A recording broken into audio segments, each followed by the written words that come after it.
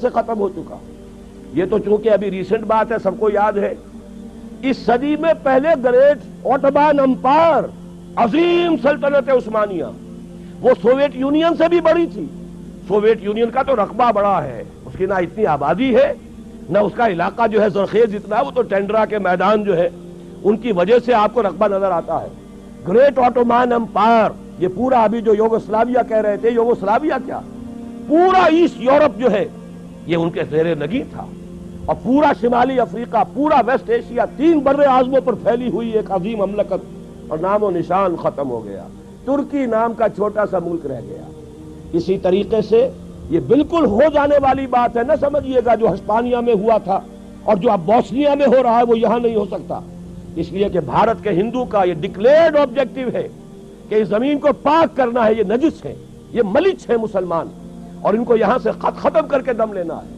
دیو رس کا ابھی ایک سرکولر شائع ہو چکا ہے, تمام ہندو سماجی سیاسی تنظیموں کو اس نے یہ لیٹر بھیجا ہے, سرکولر بھیجا ہے کہ اب وقت آ گیا ہے کہ ہم کمر کس لیں کہ بھارت کی پاک سرزمین کو مسلمانوں کی نجاست سے ہمیں پاک کرنا ہے. اور میں آپ کو یقین دلاتا ہوں کچھ تھوڑا سا رد عمل پاکستان اور بنگلہ دیش میں تو ہوگا, باقی پوری مسلم ورلڈ میں کوئی رد عمل نہیں ہوگا. میں گارنٹی, آئی اسٹینڈ گارنٹی, کہیں سے کوئی رد عمل نہیں ہوگا. اس لیے کہ ایودھیا کی مسجد پہ انہوں نے دیکھ لیا, ہم نے بھی جو رد عمل کیا ہے وہ کوئی صحیح رد عمل تو نہیں تھا. ہم نے مندر گرا دیا, کیا کیا, کیا حاصل ہوا؟ بدنامی دنیا میں مول لے لی, دینی اعتبار سے بھی غلط اور دنیاوی اعتبار سے بھی غلط. فائدہ کچھ نہیں, نقصان ہی نقصان. لیکن یہ کہ بنگلہ دیش میں ہو گیا, پاکستان میں ہو گیا, باقی پوری دنیا میں کسی نے یہ بھی نہیں کہا کہ یہ دوبارہ مسجد بن جانی چاہیے, ورنہ ہم اپنے تجارتی تعلقات ختم کر لیں گے. سفارتی تو بہت دور کی بات ہے, کوئی الٹیمیٹم وار تو بہت دور کی بات ہے, تجارتی تعلقات ختم کرنے کی بھی کسی ایک مسلمان ملک نے دھمکی نہیں دی. تو انہوں نے نبض دیکھ لی ہے کہ غیرت نام تھا جس کا, گئی تیمور کے گھر سے. اور اگر بھارت میں یہ کچھ ہو گیا تو آپ یہ جان لیجئے بھارت کے جو عزائم ہیں, میں نے یہ چیزیں لکھی ہیں, پچھلی جمعے کو چھپ چکی ہیں, بھارت کے عزائم صرف بھارت تک نہیں ہیں.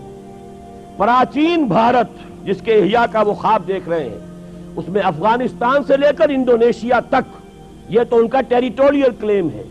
جیسے گریٹر اسرائیل کا کلیم آپ کو معلوم ہے, اور جو گریٹر انڈیا ہے, مہابھارت افغانستان سمیت, افغانستان سے شروع ہو کر اور انڈونیشیا یہ تو انڈیا اس کے نام کا جز ہے.